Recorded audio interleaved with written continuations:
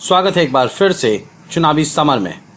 हम लेकर आए हैं आपके लिए बीएसपी फैमिली के कुछ और अपडेट्स। मायावती के दम के आगे कांग्रेस हुई बेदम। जी हां, कांग्रेस से मिले हर विश्वासघात का चुन चुनकर बदला लेने की तैयारी कर रही है। जैसा कि हम जानते हैं कि राजस्थान में कांग्रेस को मायावती से धोखा करने का फल मिल चुका है। स्थिति यह है कि राज्य में अशोक गहलोत ने बसपा के 6 विधायकों को अपनी ओर मिलाया था और अब उनकी पार्टी के 30 विधायक उनका साथ छोड़कर जाने के लिए तैयार नजर आ रहे हैं। वहीं अब मायावती ने अपने आक्रमण का रुख गुजरात की ओर कर दिया है। आपको बता दें कि इसी साल सितंबर में गुजरात में उपचुनाव होने वाले हैं और बीएसपी स्टेट यूनिट ने यह फैसला किया है कि उपचुनाव में पार्टी सभी 8 सीटों पर अपने उम्मीदवार उतारेगी और पार्टी उम्मीदवारों की खोज में जुट गई है, जिसकी वजह से कांग्रेस में घबराहट का माहौल है। दरअसल बीएसपी की मुखिया मायावती दलितों की नेता मानी जाती है। ऐसे में उपचुनाव में वो कांग्रेस के दलित वोटों में सेंधमारी करेंगी।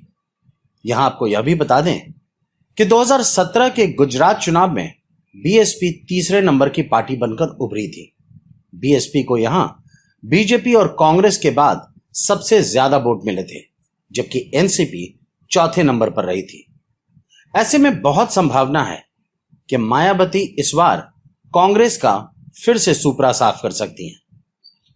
हालांकि मायावती के निशाने पर सिर्फ कांग्रेस नहीं बल्कि भाजपा भी है और इस बार मायावती महामारी के दौरान दलितों की दुर्दशा, खासकर उनके सामूहिक प्रवास के दौरान उनकी परेशानियों को चुनाव का मुद्दा बनाने की तैयारी में है।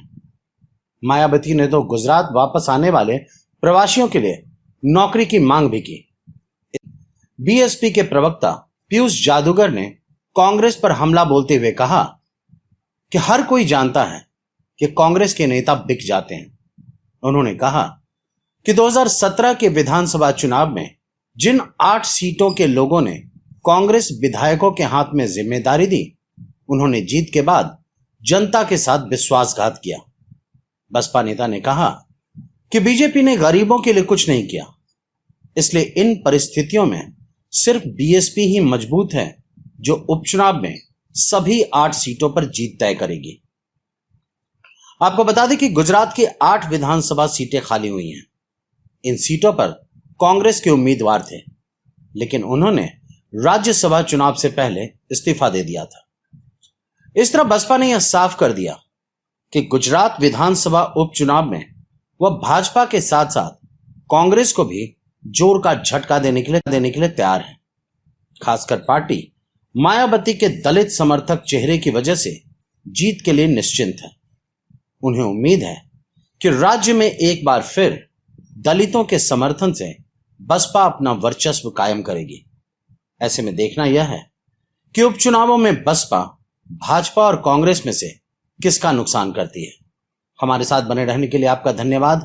आप हमारे प्रोग्राम्स को today's.com पर भी देख सकते हैं और आप हमें टुडेज टीवी पर ट्वीट भी कर सकते हैं। Thank you.